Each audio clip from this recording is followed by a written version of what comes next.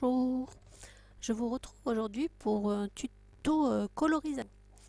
Comme j'ai eu la chance de trouver les nouveaux feutres à alcool de chez Action, je vais vous faire un petit test. Donc les nouveaux sont avec pointe pinceau et pointe fine, alors que les anciens étaient pointe fine et pointe large. J'ai aussi fait un nuancier que je vous ai mis en photo. Et alors il faut faire attention parce que certains feutres portent le même numéro et le même nom, mais la couleur en fait diffère. Dans les nouveaux, là, je trouve qu'il y a plus de nuances de gris. Et il y a aussi pour faire la couleur peau, ce qui est quand même bien, parce que je trouve que ça manquait en fait dans les feutres à action, qui sont quand même relativement pas cher, vu que ça revient environ à 20 centimes le feutre, alors que si on veut des feutres à alcool de marque, il faut compter 2 ou 3 euros le feutre. Donc pour coloriser au feutre à alcool, il faut tamponner sur moi je tamponne sur du papier Bristol et j'utilise la Stazone, parce qu'en fait la Versafine ne convient pas à l'utilisation du feutre à alcool. Donc là je vous montre en fait, pour pouvoir faire une comparaison, j'ai déjà colorisé une première fois mon personnage. Alors il n'y a que pour le violet et le gris que j'ai utilisé les feutres action. Sinon le reste c'est d'autres feutres que j'avais d'avant, et je voulais vraiment voir si j'arrivais à retrouver les mêmes couleurs avec les feutres action. J'ai pas trop accéléré la vidéo pour que vous puissiez voir comment je procède. Et vous me direz si la vitesse vous convient et si ce genre de vidéo vous plaît ou non. Donc je procède toujours de la même manière. Je commence toujours par ma couleur la plus claire et je la pose sur les endroits où je veux qu'il y ait de l'ombre en fait. Je pose mes ombrages pour me faire une idée du rendu en fait final. Donc après je prends ma couleur intermédiaire, je la remets sur ma couleur de base, et si je suis satisfaite de mon ombrage, je viens avec ma couleur la plus foncée pour vraiment accentuer cette ombre, et pour finir je reviens avec ma couleur, je passe ma couleur à ma claire pour bien fondre tout ensemble. Donc là, la couleur peau fait un peu grisâtre. En fait, ça vient de l'alcool qui est humide, qui est encore humide. Donc une fois que tout l'alcool s'est évaporé, vous allez le voir dans la suite de la vidéo, les couleurs ressortent et franchement, je suis plutôt contente de ces couleurs peau, et on peut vraiment faire quelque chose de joli. Donc comme vous pouvez le voir, je reviens plusieurs fois sur mon ombrage. Donc de toute façon, plus on met de couches et plus ça fonce. Donc même si vous avez une couleur qui n'est pas très très très foncée, à force de passer les couches les unes sur les autres, vous finissez par avoir une couleur foncée. Vous pourrez le voir sur mes deux filles que j'ai colorisées en fait. Les deux violets, j'en ai un violet plus clair et un violet plus foncé, alors que j'ai utilisé exactement les mêmes feutres. C'est juste que sur celle avec les cheveux noirs, j'ai fait beaucoup plus de couches que sur celle avec les cheveux de couleur jaune. Alors aussi, comme pour toute colorisation, je commence toujours par les couleurs les zones les plus claires, colorisées en allant vers les zones de plus en plus foncées. Donc là, je vais vous laisser un petit peu en musique parce que bon, ma technique est toujours la même. Et puis je vous reprends après en fin de vidéo, ou si j'ai quelques détails à vous dire.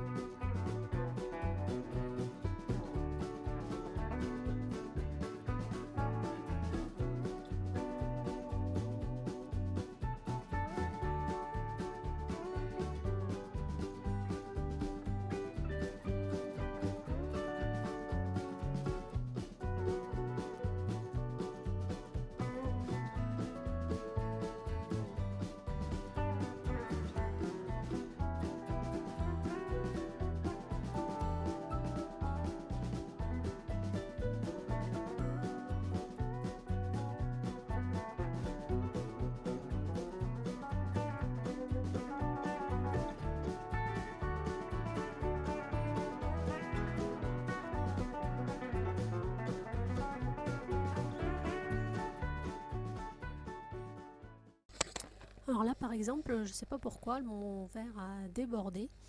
Donc c'est pour ça en fait que je commence toujours sur les zones les plus claires.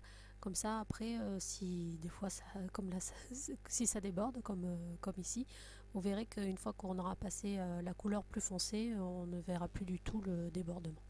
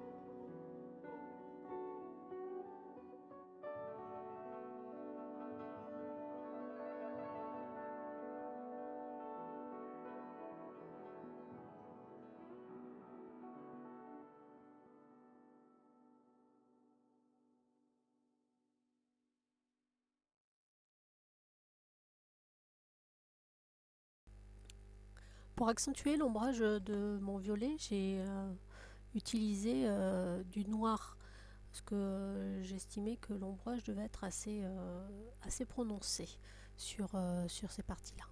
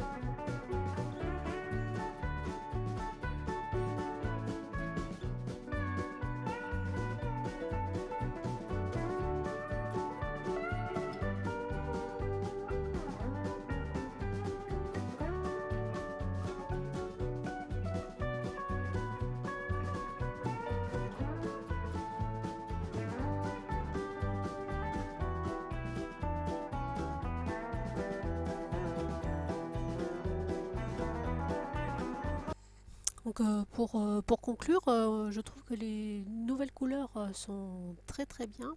Elles se complètent bien avec les anciens. Et du coup, on a un bon panel de nuances. Alors, il n'y a que pour le balai, le marron, que j'ai pas retrouvé une couleur vraiment étincelante. Après, j'ai pas essayé, mais j'aurais peut-être dû rajouter un peu de jaune ou un peu de orangé pour, euh, pour faire un peu ressortir ce marron et le rendre plus lumineux. Donc pour faciliter un peu mon travail de colorisation, j'ai dans l'idée, enfin ça fait un petit moment que j'y pense, de faire un cahier vraiment colorisation avec toutes mes teintes et mes dégradés que j'utilise, celles qui marchent bien, celles qui marchent moins bien. Donc éventuellement, si vous êtes intéressé pour voir ce que j'ai dans l'idée de faire, si ça vous intéresse, je vous ferai une petite vidéo, puis comme ça, je le mettrai en place. Je veux voir si ça peut vraiment aider, parce que des fois, c'est vrai que je trouve de bonnes colorisations, et puis quand je veux le refaire, et puis finalement, j'ai pas gardé mes, mes numéros. Donc là, je me les suis notés, mais c'est vrai qu'en général, je fais et je note pas forcément. Donc dans la prochaine vidéo, je vous ferai deux tags avec ces deux petites filles. Alors comme d'habitude, je vous mets les photos des colorisations à la fin de la vidéo. Et puis je vous dis à très bientôt.